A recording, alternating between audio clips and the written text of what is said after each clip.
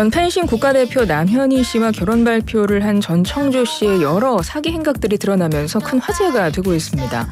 연예 매체 디스패치에서는 전청조 씨의 4가지 목소리를 공개했는데요. 청취자분들 한번 들어보시고요. 누가 진짜 전청조인지 한번 확인을 해보세요. 지금 들려드립니다. 제보하려고 하는데요. 그 전청조 씨, 걔 친한 사람한테 얘기 들었는데 언론중재위원회 거기 갔대요. 전청조 씨가요? 네, 매체마다 다 고소한다고. 네, 안녕하세요. 예, 전청조 대표님 맞으시죠? 저는 전 대표님 휴대폰, 이게 업무 휴대폰이시다 보니까 아, 대표님이 제가- 아니세요, 지금? 이제 담당하는 직원분인데, 선생님, 뭐라고? 그냥 실장님이라고 불러주시면. 저는 이수진입니다. 아, 여자분이시죠? 예.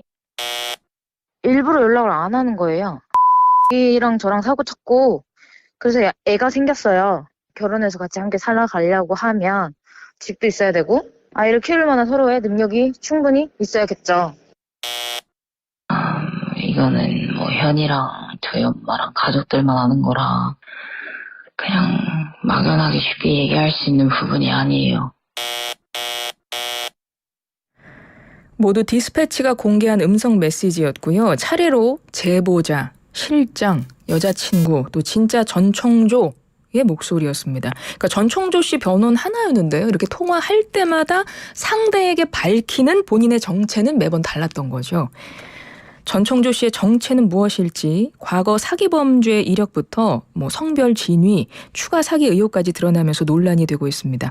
관련 내용 프로파일러 배상훈 우석대 경찰행정학과 교수 전화 연결해서 이야기 나눠보겠습니다. 교수님 안녕하세요. 예, 안녕하세요. 이번 한 주 내내 놀라운 이야기들이 연일 나오고 있어서 무슨 일인가 싶을 정도입니다. 좀 혼란스럽기도 하고요.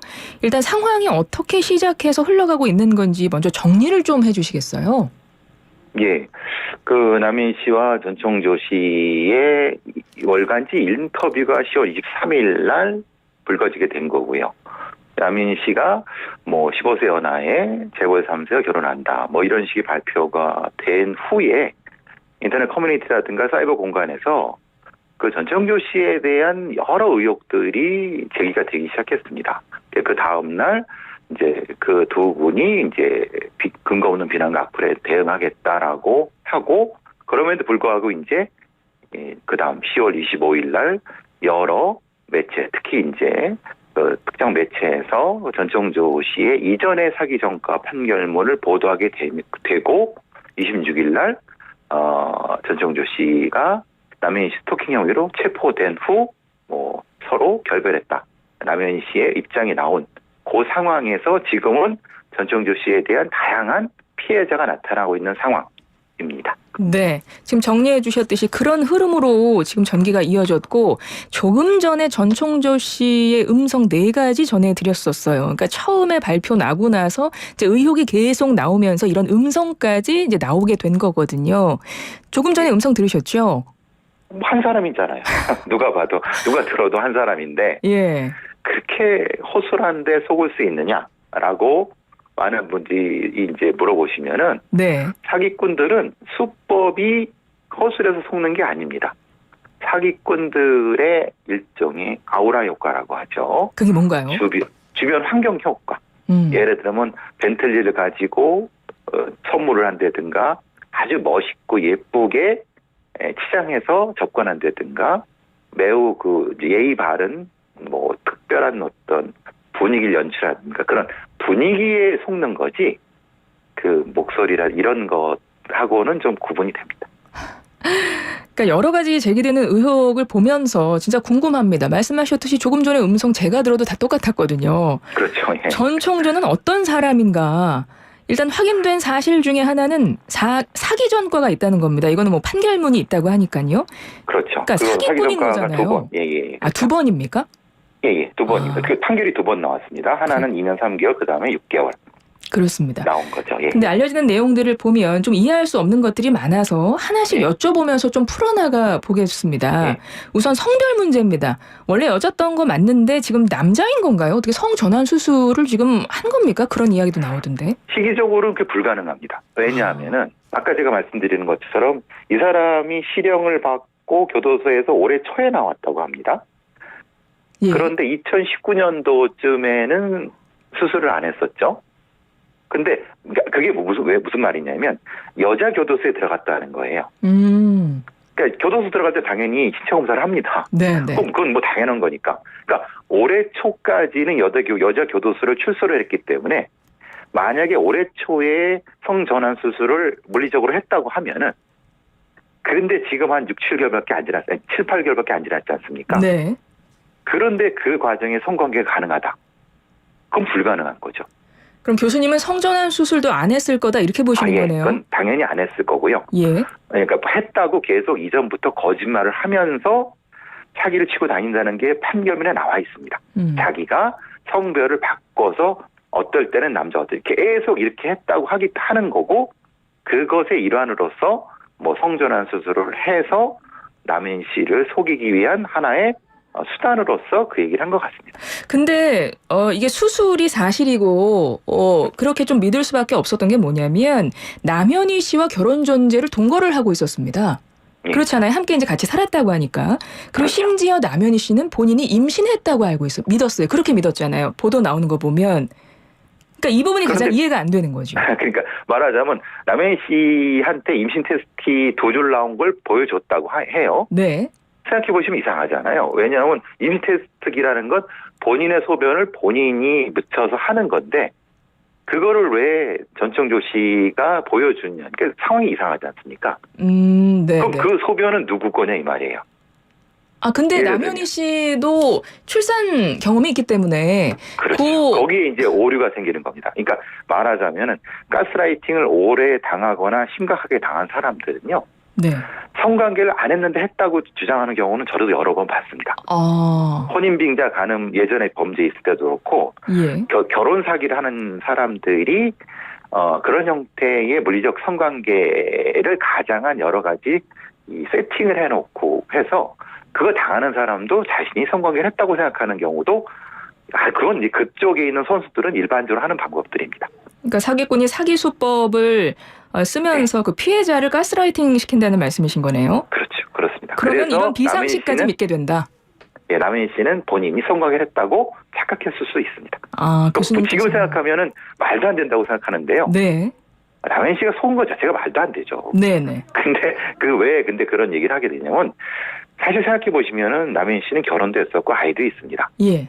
그렇죠? 네. 근데 이 어떤 남녀 간의 어떤 성적인 관계라고 하는 것은 다른 사람 모르는 거, 어떤 방식의 어떤 성관계인지 모르는 거기 때문에 일반적인 형태의 성관계라고 생각하시면 안 될 것 같습니다.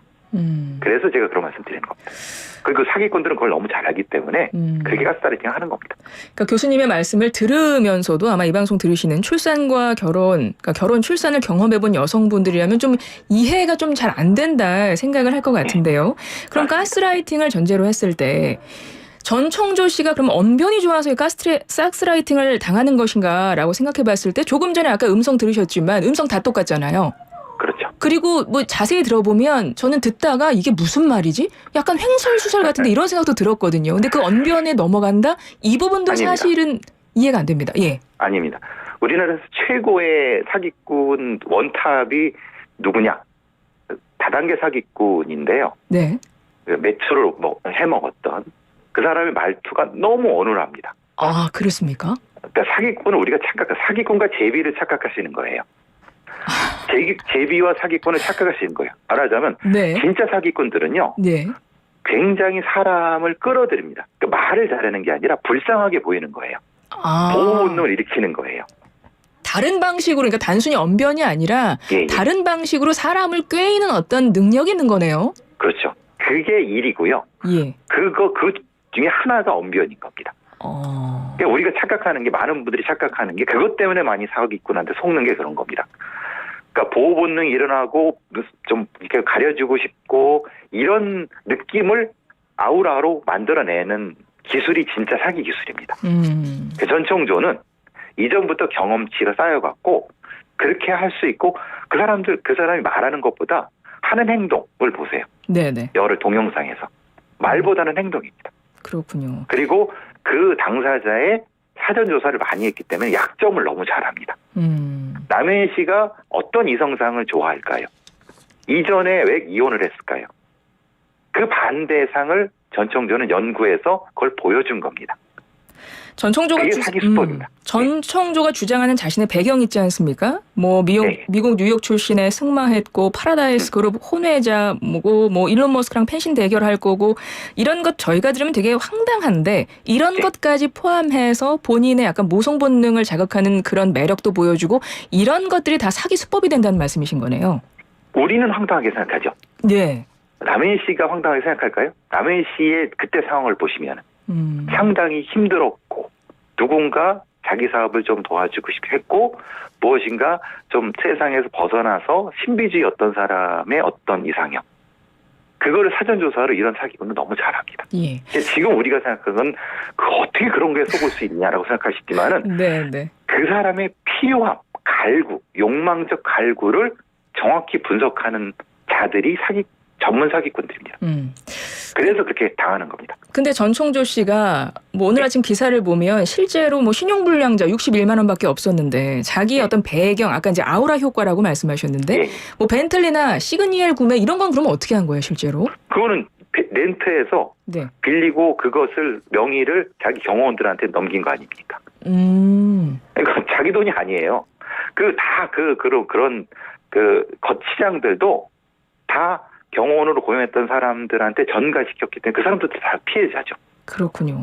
예. 그러니까 자기 돈은 전혀 안 쓰는 겁니다. 사기꾼들이 자기 돈 쓴다는 사기꾼들은 사기꾼이 아니죠. 그렇네요. 네. 전청조의 이해되지 않는 행각은 또 있는데요. 그게 뭐냐면 재혼 발표 언론사 인터뷰한 거 있지 않습니까? 화보도 찍고 이제 그것을 시작으로 이런 의혹이 제기되고 여기까지 온 건데 지금 와서 보니 그 언론사 인터뷰 역시 전청조가 약간 조작을 한 그런 이야기가 보도가 되고 있어요. 그러면 자기가 어떤 사람인지 과거 이력이 이런 보도를 통해서 밝혀질 걸 몰랐을까요? 그러니까 보통 이제 이런 사기꾼들의 기본적인 심리라고 하는 것은 피해자의 심리를 따라갑니다. 그러니까 피해자와 같은 인지 구조를 가지고 호흡을 해야지 진짜 자기도 모르게 속일 수 있습니다.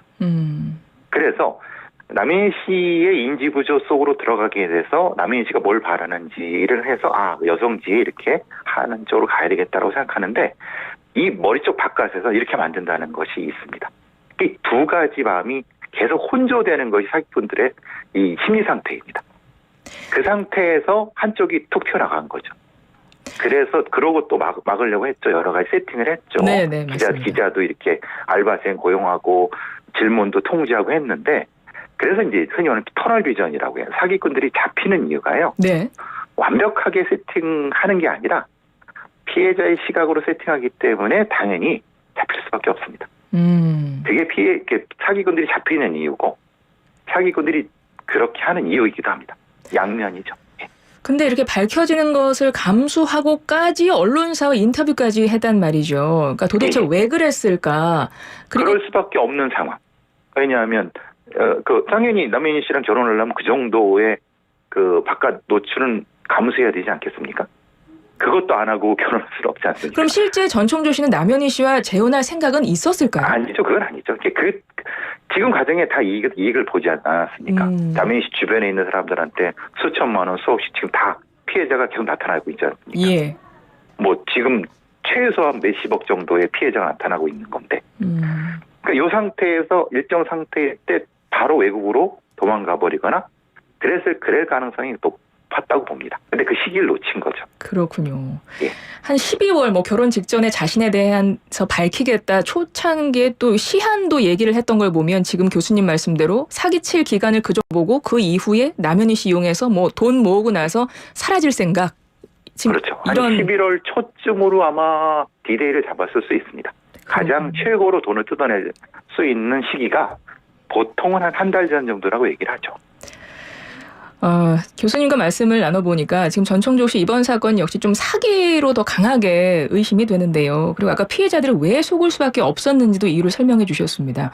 하지만 실제 무방기비 상태에서 아무 정보도 없는 상태에서 사기꾼이 그렇게 교묘하게 접근을 해오면 누구나 속을 수도 있을 것 같다는 생각이 들어서요. 맞습니다. 이런 사기에 속지 않기 위해서 좀 어떤 점을 유의해야 될까요? 그러니까 이제 균형이 중요하죠. 균형이라고 하는 것은 이런 거지 않습니까? 은둔형 재벌의 3세. 우리나라의 은둔형 재벌의 3세가 몇이나 되겠습니까? 그러니까 균형이 안 맞는 거죠. 그러니까 정보의 균형이 안 맞는 거고, 말하자면은 이 결혼할 때의 이 정보의 일정 정도의 노출 이런 것들이 없다고 하면 그거는 사실은 사귈 가능성이 높죠. 그러니까 이게 항상 상식적인 수준에서 정보의 균형을 파악해 보면은 네. 조금만 한두 발 물러나면은 사기꾼은 금방 노출됩니다. 그리고 그 수법이 아주 정교하고 교묘한 것 때문에 속는 게 아니라 네. 피해자가 소위 말하는 콩깍지, 눈에 뭔가 씌우기 때문에 들어가는 겁니다. 예. 그러니까 우리가 보통 착각하는 것은 아주 사기꾼들이 고도에 뭘 한다고 생각했는데 천만의 말씀입니다. 그런 사기꾼도 있지만은 중요한 건 자기 스스로 속는 겁니다. 피해자들이. 그러니까 피해자들의 탓을 하려는 것이 아니라 사기꾼들의 수법은 그러니까 이런 뭐 전가하는 거죠. 네가 그랬기 때문에 네가 속은 거지. 나는 아무것도 안 했어. 이런 식의 논리 구조가 가장 핵심적입니다. 알겠습니다. 교수님 말씀을 들어보니까 더 쇼킹한 부분도 있고 지금 날이 더해질수록 매일매일 새로운 혐의가 계속 밝혀지고 있거든요. 또 다른 혐의가 더해지면 다음 주라도 좀 교수님이랑 한 번 더 인터뷰를 해야 될 것 같습니다. 교수님, 다음 주에 또 저희가 뭐 필요한 일이 있으면 또 연락을 드리겠습니다. 오늘은 여기까지 말씀드릴게요. 프로파일러 배상훈 우석대 경찰행정학과 교수님과 함께했습니다. 고맙습니다. 감사합니다.